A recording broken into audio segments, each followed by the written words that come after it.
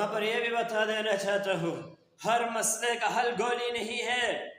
ہر مسئلے کا حل جو ہے شدت پسندی نہیں ہے، ہر مسئلے کا حل جذبات میں آنا نہیں ہے، ہر مسئلے کا حل جو ہے وہ گولی چلانا نہیں ہے، ہر مسئلے کا حل جو ہے طاقت نہیں ہے، مسئلے کا حل مذاکرات ہے، بات بیٹھ کر کے سنی جائے، فریق مخالف کی بات بیٹھ کر کے سنی جائے۔ گھر کے اندر دو بھائیوں کی لڑائی ہوتی ہے،